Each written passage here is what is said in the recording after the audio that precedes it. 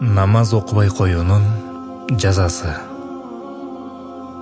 Пайгамбарыбыз саллаллаху алейхи вассалам айткан: кош көңүлдү кылып намаз окубай койгон адамды Алла Таала 15 нерсе менен жазалайт.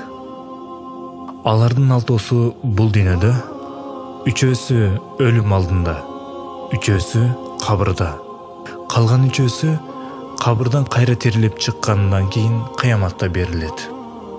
Дүйнөдө берилүүчү 6-сы. Биринчи, Алла Таала өмүрүн берекесиз кылып коет.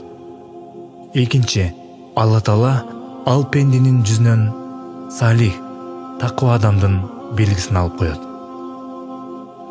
Үчүнчү, кылган иштерине сооп берилбейт.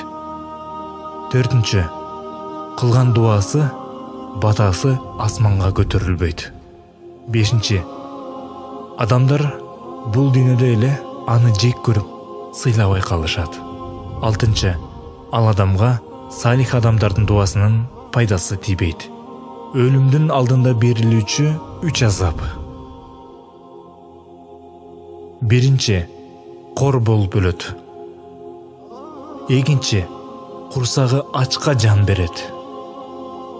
Үчүнчү, чаңкап жан берет. Ошол кезде деңиздин суусун ичсе да чаңкаганы басылбайт. Кабырда берилүүчү 3 азап. Биринчи, Алла Таала ал адамдын кабырын тар кылып коет. Кабыры кысылып, кабыргалары бири-бирине кайышып калат. Экинчи, Алла Таала ал адамдын кабырына алоолонуп жанган отту күйгүзүп коет. Үчүнчү, кабырда ал адамга кара, чаар жыландар азап берет. Кыяматта берилүүчү 3 азап. Биринчи, кыямат күнү жүзү менен тозокко сүйрөлүп киргизилет. Экинчи, кыямат күнү Алла Таала ал адамга каардуу көз карашы менен карайт. Анын себебинен бетинен эттери ажырап жерге түшөт.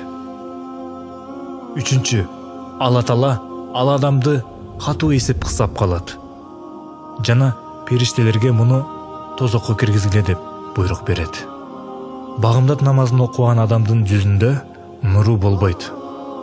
Түшкү пешим намазын окуган адамдын ырыскысында береке болбойт. Асыр дигер намазын окуган адамдын денесинде күчү болбойт. Шам намазын окуган адам балдарына өзүнүн пайдасын тийгизе албай калат. Купта намазын окуган адамдын уйкусунда рахат болбойт. Азан айтылып жаткан кезде музыка же ыр уккан адам жан берип жатканда шахадат, ла илаха иллаллах, Аллахтан башка кудай жок деген келмесин айта албай калат.